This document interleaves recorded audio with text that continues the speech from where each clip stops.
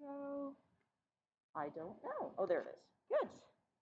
All right, so this is page 43, and we're actually going to start by watching a couple of little videos here, although this first one is not really a video. It is a little thing, and I'm going to read it as we go through. We can sense the presence of many solids, liquids, and gases by their smell.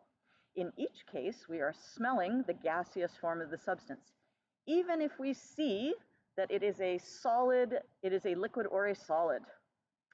Liquids and some solids are continuously vaporizing. Atoms or molecules in the liquid or solid are moving into the gas phase. Okay, so moving into the gas phase is vaporizing.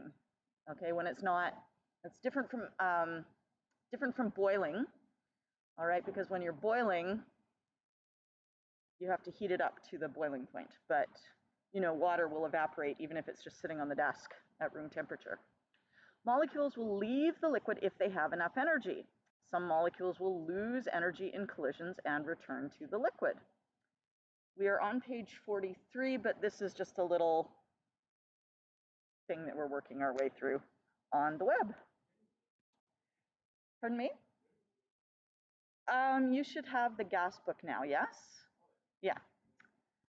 All right, so here we have a closed container. The molecules can't escape, and we reach an equilibrium, which is going to become a very important word in grade 12. Like 3/4 of the course is about equilibria. An equilibrium is reached where the rate of molecules leaving the liquid, so you can see some of the molecules are popping out of the liquid there. It equals the rate of molecules returning to the liquid. So on average, at any given time, there are approximately, let's see, 1, 2, 3, 4, 5, 6 water molecules up in the gas phase. Now that, because we've got such a small sample size here, that might be 5, or it might be 4 just for a half a second, but most of the time it's going to be 6, maybe 5, I don't know. Anyway, the rate of evaporation is equal to the rate of condensation. And that occurs because we have put a lid on it. Basically, the air pocket in there can only hold so much gas particles. So that's how much it can hold. And that amount that it can hold is called the vapor pressure of the liquid. If you increase the temperature, the vapor pressure will increase. So you'll get more particles in the gas phase above the liquid in a closed container. Is good-ish?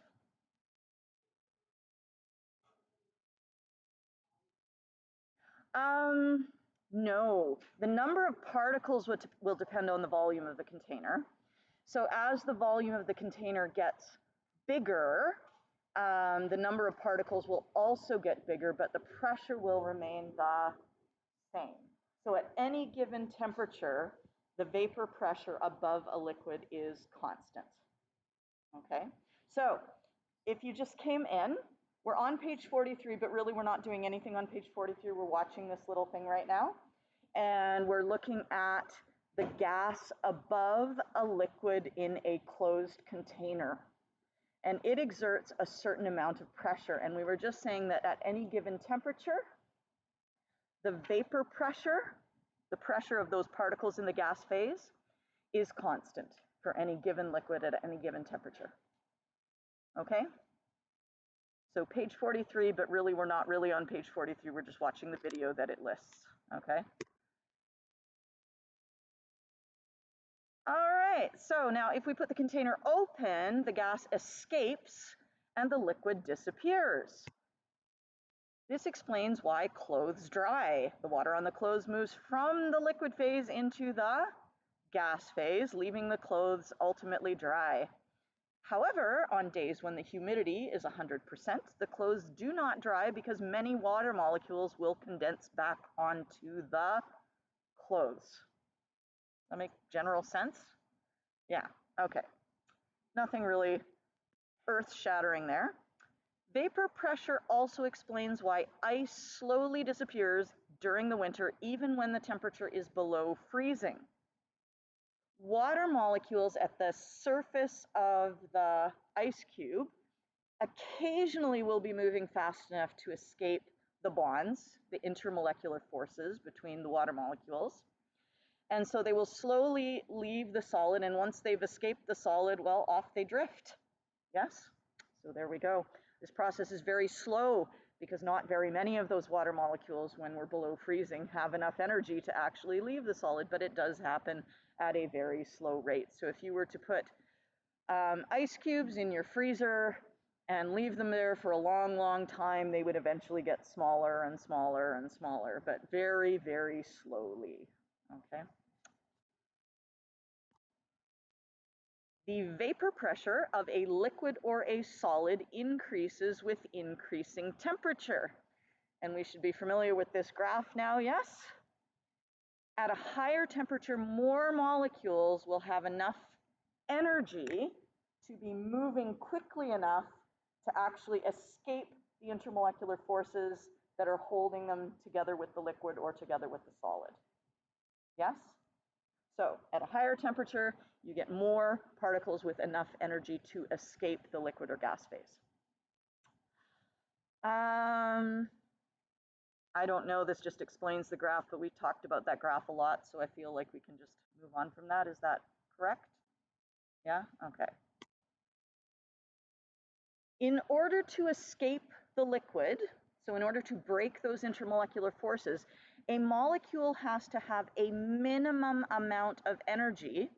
In this case, it's shown by the green line. So any molecules that have that minimum amount of energy or above can escape. So if you remember, the total number of molecules is equal to the area under the curve.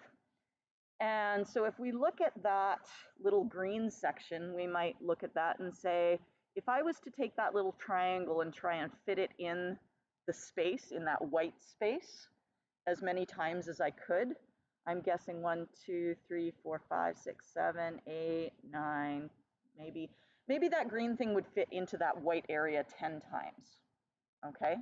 So maybe this would be about 1/10 of the molecules would have enough velocity to escape. Yeah? Okay. At a higher temperature, of course, the curve shifts to the right and the peak gets lower, right? The peak goes to the right, the peak gets lower. Why does the peak have to get lower when we move to the right? The total area under the curve has to stay the same because the total area under the curve is the number of molecules, and if we make the curve longer but we don't make it shorter, we'll have a greater area, which would mean more molecules, which can't happen. And now when we look at that red area under the curve, and we now have a larger proportion of molecules that have enough energy to escape the liquid. So that's why vapor pressure gets higher at higher temperatures. Is good? Okay. You've completed this activity, vapor pressure. Woo! Okay. So we are now going to go, and there's a little video we're going to watch. Here we go. And I need to make sure we've got some volume happening here. We do. Make it bigger. So as we add heat to water, the water molecules begin moving faster, and some of them spread out and form a gas. We call that gas water vapor, and that's what's inside the bubbles you see. These bubbles rise to the surface, and this is what we call boiling. So we'll start with the water molecule. The red is oxygen, and the two white atoms are hydrogen. That's H2O. Water molecules are always moving. When we add heat, they move faster. And if we add enough heat, they'll spread out and they'll form a gas. We call that gas water vapor. Note that there's nothing between the atoms here. The black is empty space. To understand why bubbles form during boiling, imagine a group of water molecules, and as you add heat, some of them spread out and form a gas, water vapor. When they spread out, they push the molecules around them away, and that forms the bubble that you see. That bubble rises to the surface. That's boiling. Remember, there are only water molecules in those bubbles. They're very energetic water molecules in the form of a gas, which we call water vapor. Boiling depends on the amount of pressure around the liquid. On Earth, the atmosphere is what creates this pressure. If we look at a cross-section of the atmosphere, only 50 kilometers has enough air for humans to breathe. The pressure also decreases as we go higher. That's because as we go higher in the atmosphere, there are fewer air molecules. Like all matter, air has mass, and gravity pulls it towards Earth. That's why the atmosphere doesn't just drift away into outer space. The weight of the air above us pushes down due to gravity, and this creates atmospheric pressure. The more air above you, the more pressure, and pressure makes it more difficult for boiling to take place. Think of it like these books. The more books, the more pressure, and the more pressure, well, eventually, it'll crush the can. When you go up a mountain, there's less air above you pushing down, and the pressure is lower. Your ears can pop, and water boils at a lower temperature than it would at sea level. So back to boiling. Boiling happens when water molecules have enough energy to spread out and to form bubbles. These bubbles rise to the surface, and they release the water vapor. Since the water vapor contains these more energetic molecules, releasing them into the air cools the water. So here we have our beaker with the bubble. If we increase the pressure, the molecules in the bubble will move closer together, and eventually they'll change back into liquid water. Alternatively, if we decrease the pressure, that makes it easier for those water molecules to spread out and form a bubble, and that's boiling. We can see this with the syringe. We push in the plunger, we increase the pressure, molecules move closer together, and the bubble becomes smaller. When we pull the plunger out, we're decreasing the pressure. That means those molecules can spread out more easily, and the bubble grows. If we pull the plunger out and decrease the pressure enough, water will start boiling. Note that the temperature doesn't change. It doesn't get hotter when it boils. It's just that there's low pressure, the molecules can spread out to form bubbles, and that's what we see happening here. Boiling is strongly influenced by the atmosphere. So I'm sorry, that's pretty cool. Water boiling at 45 degrees Celsius. I thought that was pretty neat. Anyway. Atmospheric pressure. On Earth, that pressure is created by gravity pulling air molecules down towards Earth. Those air molecules push on a liquid, and they can make it more difficult for boiling to take place. Remove the pressure, and it's easier for boiling to take place as the more energetic molecules spread out and form bubbles. Note that we haven't talked about the pressure created by molecules of water escaping the liquid. That's called vapor pressure, and the subject of the next video. Which is right here. We know that boiling is strongly influenced by atmospheric pressure. Pulled down by gravity, the air above us creates pressure, and that makes it difficult for bubbles to form and boiling to take place. We can think of atmospheric pressure as the collisions of air molecules against the surface of the water. That's the pressure. The more collisions, the greater the pressure. But water molecules can create pressure when they leave the liquid. As these faster-moving water molecules escape, they collide with the molecules of air. This creates pressure, and we call it vapor pressure. In a way, the water molecules are pushing or colliding against the air molecules. This reduces the amount of pressure felt by the water. Back to boiling. Textbooks often state that when the vapor pressure equals the atmospheric pressure, boiling takes place.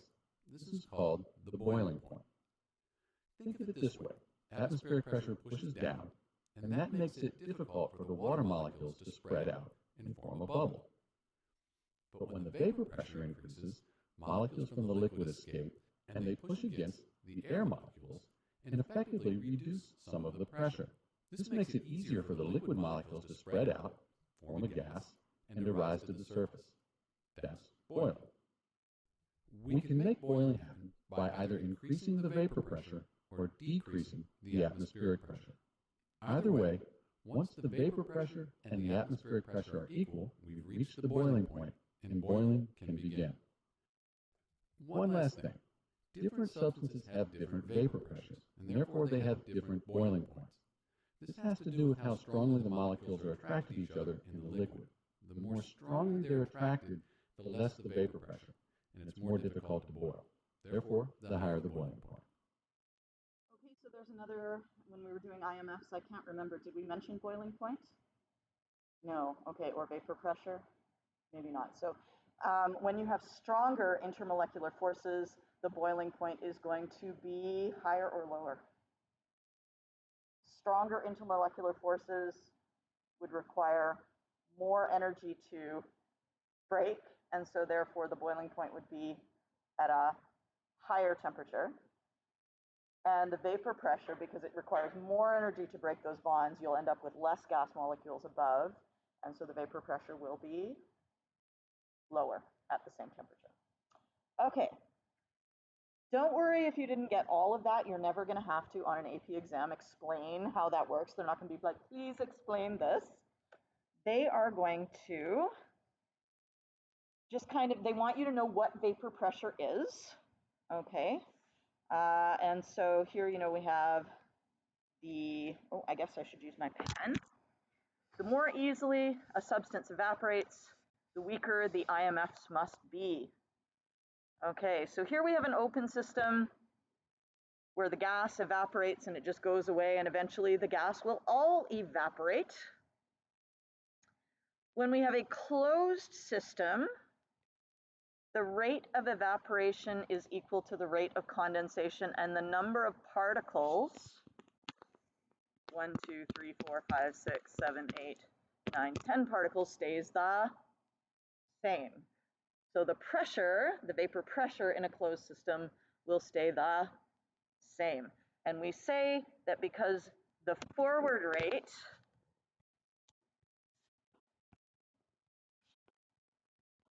is equal to the reverse rate,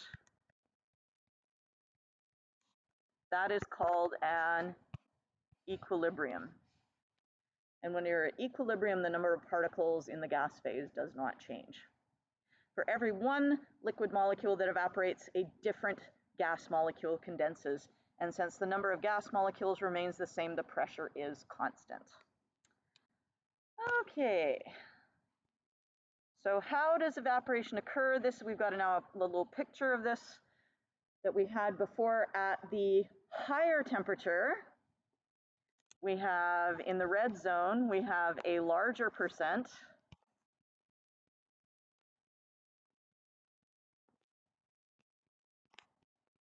of molecules have enough energy to escape the liquid phase.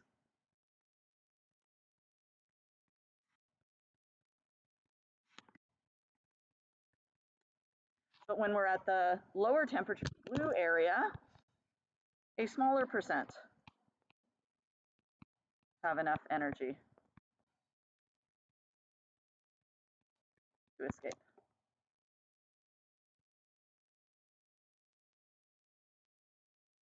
So that's just a picture of what we saw in that one little exercise there, or not exercise, in that one little, I don't know what you call it. It wasn't a video, but yeah. Yeah.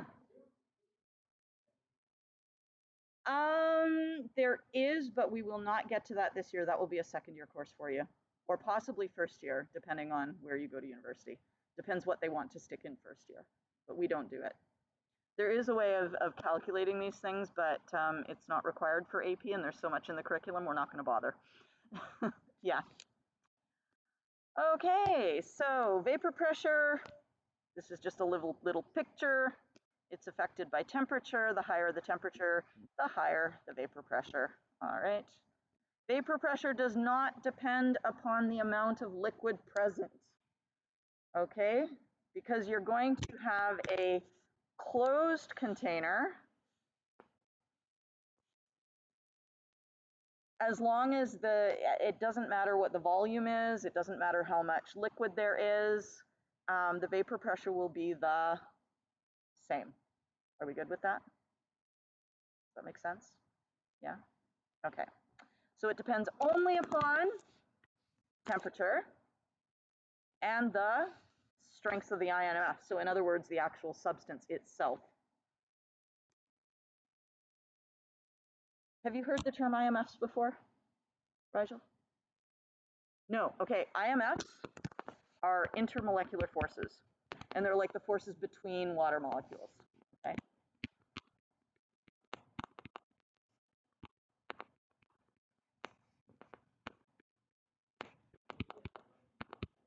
Yeah, maybe a little bit, but yeah, we don't talk about it a lot in regular Chem 11. It's just sort of like maybe mentioned in passing. Yeah. And so these are the forces between, BW for between the molecules. Not within the molecules, but between the molecules. Okay, now normal boiling point is the temperature at which a liquid boils when the external pressure is 1 atmosphere. So that's like at sea level, so very close to what we are experiencing right here. So for all liquids, as temperature increases, so we have temperature along the x-axis, and it makes sense, so hopefully at this point, that the boiling point as temperature, what am I saying? As temperature increases, the vapor pressure increases. Okay. So here we have vapor pressure. Vapor pressure. I wrote that very badly, but it's got like an arrow in front of it. I maybe should move that and make it a little bigger. So, what is the boiling point of propanone? Well, this number here, 101.3 kilopascals, is 1 atmosphere. So the normal boiling point of, let's say, propanone, the red curve, the normal boiling point of propanone, it will boil when the vapor pressure is equal to the atmospheric pressure, which is 1 atmosphere. So basically, you can read the boiling point for any of these substances off of these curves. Does that make some kind of sense? Yeah? Okay. And I guess we'll leave it there for today. Whew. I don't know if we're going to completely make it through gases. We might have to have a couple sessions in the fall when we come back, but we'll do our best. We'll get close. Okay?